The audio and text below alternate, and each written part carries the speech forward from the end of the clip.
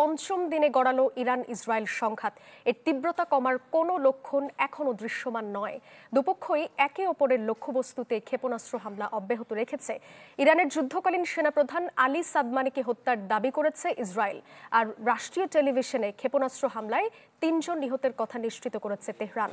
এদিকে পরিস্থিতির ভয়াবহতায় ভারত, চীন ও দক্ষিণ কোরিয়া নিজ নিজ দেশের নাগরিকদের অবিলম্বে ইসরায়েল ছাড়ার নির্দেশ দিয়েছে।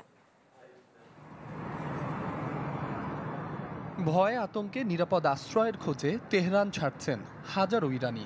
সোমবার রাতের দৃশ্য এটি। এর আগে মার্কিন প্রেসিডেন্ট ডোনাল্ড ট্রাম্পও তেহরানবাসীদের অবিলম্বে রাজধানী খালি করার আহ্বান জানান।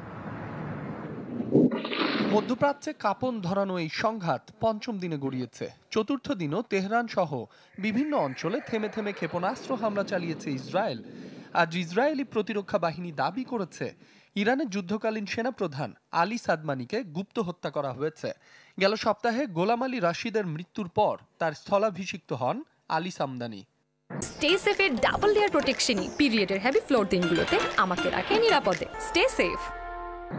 সোমবার রাষ্ট্রীয় টেলিভিশন IRIBর সদর দপ্তরে চালানো হামলায় একজন বার্তা সম্পাদক সহ আরও অন্তত 2 জন কর্মীর মৃত্যুর কথা নিশ্চিত করেছে ইরান।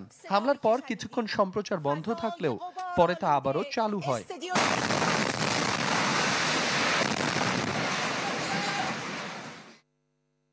ইসরায়েলের প্রধানমন্ত্রী বেনিয়ামিন নেতানিয়াহু বলছেন, ইরানের প্রধান ধর্মীয় নেতা আয়াতুল্লাহ আলী খামেনিকে হত্যার মধ্য দিয়ে শেষ হবে এই সংঘাত।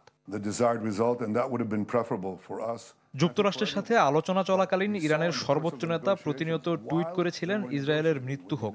আলোচনা কেবল একটি ছদ্মবেশ ছিল। এখন যা করা প্রয়োজন আমরা তা করছি। খামেনির মৃত্যু সংঘাতকে বাড়িয়ে তুলবে না, এটি সংঘাতের অবসান ঘটাবে। ইরানের গণমাধ্যম বলছে, সোমবার 2 দফায় ইসরায়েলের মধ্য ও উত্তরাঞ্চলে পাল্টা হামলা চালায়। গেল রাতের চেয়ে এই হামলার তীব্রতা ততটা ছিল না। তেমন ক্ষয়ক্ষতির কথা স্বীকার করেনি তেল আবিব। মঙ্গলবার সকালেও তেল আবিব ও জেরুজালেমের দিকে ধেয়ে আসে ইরানি ড্রোন ও ক্ষেপণাস্ত্র। শোনা যায় সাইরেন।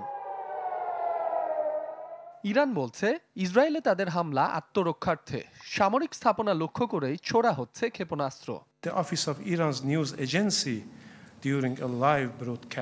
স্পষ্ট করে বলতে চাই, ইরান ইসরায়েলে আক্রমণ করেনি, কোনো যুদ্ধ শুরু করেনি। ইসরায়েলের হামলার পর পাল্টা হামলা করা হয়েছে।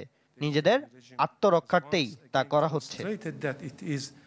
এ পর্যন্ত 2 শতাধিক ইরানির মৃত্যুর কথা নিশ্চিত করেছে তেহরান। যদিও মানবাধিকার সংস্থা বলছে এই সংখ্যা দ্বিগুণ। আর ইসরায়েল বলছে 4 দিনে 24 ইসরায়েলি নিহত হয়েছে ইরানের হামলায়।